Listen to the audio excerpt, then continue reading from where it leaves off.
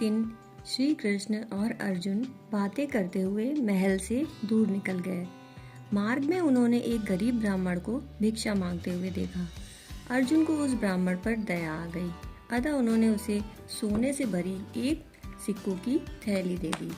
ब्राह्मण बहुत प्रसन्न हुआ और वो सिक्के लेकर घर चल दिया। जंगल के रास्ते में उसे एक चोर मिल गया जिसने उससे सिक्के लूट लिए। ब्राह्मण बहुत दुखी हुआ, मेरा भाग्य ही खराब है, यह कहता हुआ और भाग्य को कोसता हुआ ब्राह्मण पुनः भिक्षा मांगने आ गया। अगले दिन जब अर्जुन और कृष्ण उधर से गुजरे तो उन्होंने फिर से उस ब्राह्मण को भिक्षा मांगते हुए देखा। वो उसके पास पहुंचे तो उन्हें चोरी की बात पता चली। अर्जुन ने फिर से उस पर दया करते हुए उसे एक बड़ा सा हीरा दे दिया। ब्राह्मण घर पहुंचा, उसने हीरा एक पुराने घड़े में रख दिया जिसका प्रयोग कभी नहीं होता था और सोने चला गया। अगले दिन ब्राह्मण के उठने के पहले उसकी पत्नी पानी भरने नदी की ओर गई। पानी भर के लाते समय उसके हाथ से घड़ा फिसलकर गिर गया और टूट गया। ब्राह्मण की पत्नी को याद आया कि घर में एक पुराना घड़ा पड़ा हुआ है जिसका प्रयोग नहीं होता। उसने सोचा क्यों ना उसी में पानी भरकर लाया जाए। वो घर आई, घड़ा उठाया और वापस पानी भरने चल दी। नदी में जब उसने घड़ा डुबाया तो हीरा घड़े से निकलकर पानी में बह गया। जब वो घर आई तो उसने देखा ब्राह्मण पूरे घर में कुछ खोजता फिर रहा है। ब्राह्मण ने जब अपनी पत्नी के हाथ में उस घड़े को देखा और घड़े में सिर्फ पानी भरा देखा तो वो समझ गया कि क्या हुआ होगा। हताश निराश ब्राह्मण पुनः अगले दिन भिक्षा मांगने उसी स्थान पर पहुंचा। संयोग की बात है, अर्जुन और कृष्ण कहीं से लौट रहे थे। उनका ध्यान फिर उसी ब्राह्मण की तरफ गया। उत्सुकतावश वो उसके पास पहुंचे और उससे पूछा कि अब आपको भिक्षा मांगने की क्या आवश्यकता पड़ गई। ब्राह्मण ने फिर अपनी राम कहानी कह सुनाई। उसकी दुर्भाग्यपूर्ण कहानी सुनकर अर्जुन श्री कृष्ण से बोले, इस आदमी की किस्मत में सुख समृद्धि लिखी ही नहीं है। मुझे नहीं लगता अब मैं और इसकी मदद कर पाऊंगा। श्री कृष्ण कुछ बोले नहीं, बस उन्होंने उस ब्राह्मण को 2 पैसे दिए। ब्राह्मण ने वो पैसे लिए और घर की ओर चल पड़ा। ब्राह्मण के जाने के बाद अर्जुन बोले, जब मेरे इतना सोना हीरा देने के बाद भी उसका भला नहीं हुआ तो आपके दिए 2 पैसे से उसका क्या भला होगा। श्री कृष्ण मुस्कुराए और बोले, देखते हैं क्या होता है। ब्राह्मण अपने भाग्य को कोसता हुआ घर जा रहा था। रास्ते में उसने एक मछुआरे को देखा जो कि एक ताज़ी बड़ी मछली पकड़कर ले जा रहा था। मछली उसके जाल में तड़फड़ा रही थी और छूटने के लिए प्रयास कर रही थी। ब्राह्मण को उस मछली की स्थिति देखकर दया आ गई।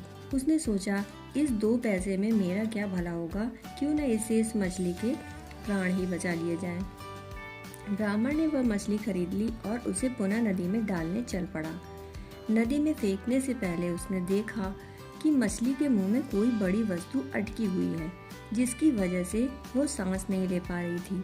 जब उसने मछली का मुंह खोलकर वह बाहर निकाला तो वही बड़ा हीरा निकला जो उसे अर्जुन ने दिया था। ब्राह्मण हीरा पाकर खुशी से चिल्ला पड़ा, देखो देखो, मिल गया, आखिर मुझे मिल ही गया। उससे थोड़ी ही दूर पर वही चोर जा रहा था जिसने ब्राह्मण के सिक्के चुराए थे। उसने जब यह आवाज़ सुनी और ब्राह्मण को नदी की तरफ से आते हुए देखा तो चोर डर गया। चोर ने उसे देखकर पहचान लिया था कि यह वही व्यक्ति है जिसके सिक्के उसने चुराए थे। ब्राह्मण के चिल्लाने की आवाज़ सुनकर उसे लगा कि ब्राह्मण ने उसे पहचान लिया है और अब वो उसे पकड़वाकर सजा दिलवाएगा। चोर ने ब्राह्मण के पैर पकड़ लिए और बोला, अरे भाई, मुझे माफ़ कर दो, अपने सिक्के ले लो, पर मुझे सजा मत दिलवाना, मुझसे बड़ी गलती हो गई। ब्राह्मण क्या बोलता, पर वो सारा माजरा समझ गया। उसने चोर को माफ़ कर दिया, अपने सिक्के लिए और खुशी से मगन अपने घर चला गया।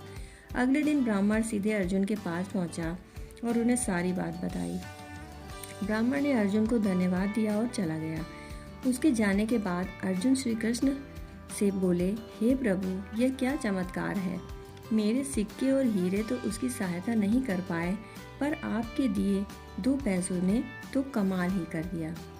इसका कारण जरा स्पष्ट करें। श्री कृष्ण बोले, अर्जुन, यह चमत्कार नहीं, सृष्टि का नियम है। जिस पर दुनिया काम करती है। जब उसके पास ढेर सारे सिक्के और हीरे थे तो वह सिर्फ अपने बारे में, अपनी ज़रूरतों के बारे में ही सोच रहा था। लेकिन जब उसके पास 2 पैसे थे तो भी उसने उस मछली के भले के लिए खर्च कर दिए। इसलिए फिर उस ब्राह्मण की ज़रूरतों की जिम्मेदारी मैंने ले ली।